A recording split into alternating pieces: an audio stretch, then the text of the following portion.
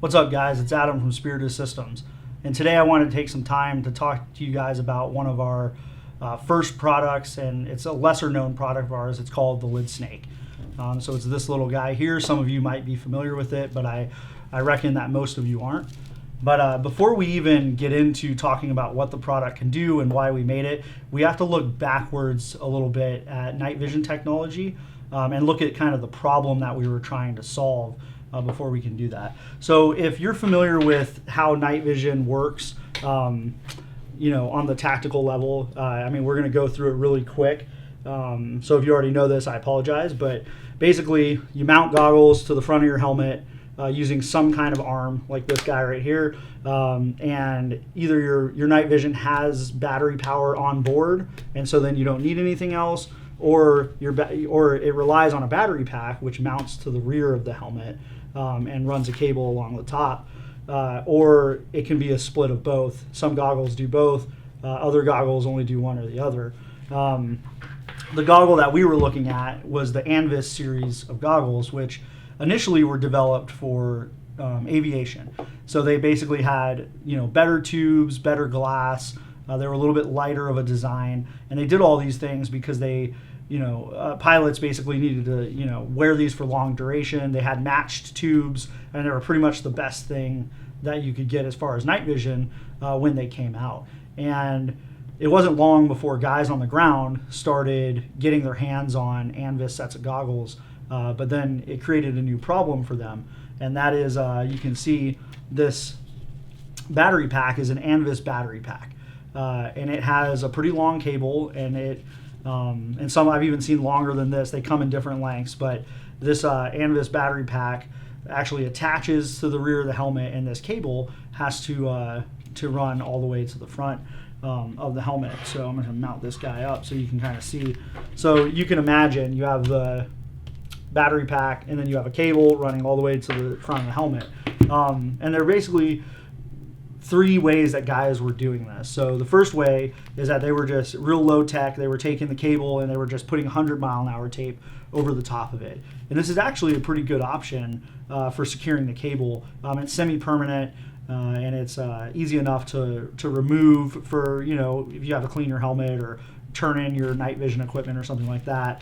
But what we found is that it isn't a fast removal method to where you could stow the system and then re-implement it fairly quickly. And guys need to do this quite often with their night vision.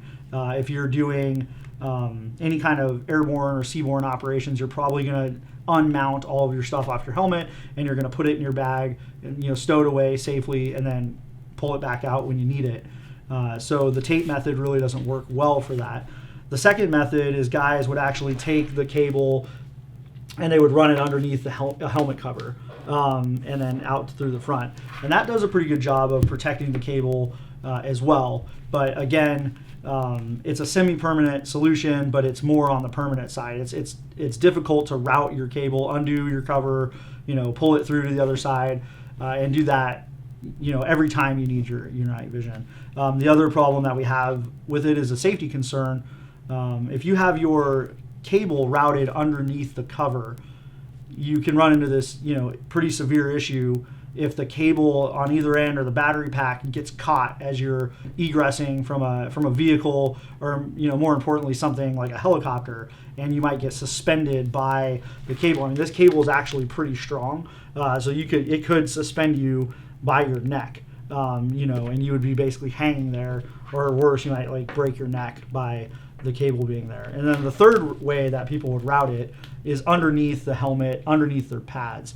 And this is probably the most dangerous way to run the cable, because it creates the largest opportunity for that battery pack to get snagged and to suspend you by your helmet. So our solution to that was, essentially the Lid Snake. And this guy comes in a pack of two, so you get two sections like this, and it's Cordura nylon with some Velcro on the back, and it's sewn into a tube. And you can see it has this little cutaway in here, and that's so you can joint this, so you can bend it around and mount it kind of how you need to on the helmet. And you can see on this guy I have it mounted up. So we have our battery pack, we have our cable running up, and then we have our or lid snake on the attached to that Velcro piece right there, and then this is run to the front of the helmet. Now the beauty of this is that you can just remove the entire system, and then you can reattach it wherever you want, wherever there's Velcro. Doesn't matter if you have a helmet cover or not. As long as you have Velcro on the helmet, you can also just purchase double-sided sticky Velcro, put it on there, and you can see you can just route it wherever you need. So for guys on the ground, if you want to cover your entire cable, you can use both lengths of the tube to the lid snake to basically cover it. Guys who are wearing aviation helmets, if you're wearing this on the outside, then you probably are going to need both of these to cover the whole length of your helmet, being that's a little bigger. A lot of guys get away with just one, just to keep it nice and nice and trimmed to the helmet, easy to remove, protects it from abrasion, protects it from UV, stuff like that. This will only work with currently it will only work with ANVIS goggles. It will not work with PVS 31s because they have a 90-degree connector. And we haven't updated this design, but we are currently working on an updated design for that. So stay tuned. So that's basically it on the lid snake. I appreciate you guys taking the time to watch this, and you can see this and all of our other products on our website, SpiritusSystems.com. So I'll catch you guys later. I appreciate it.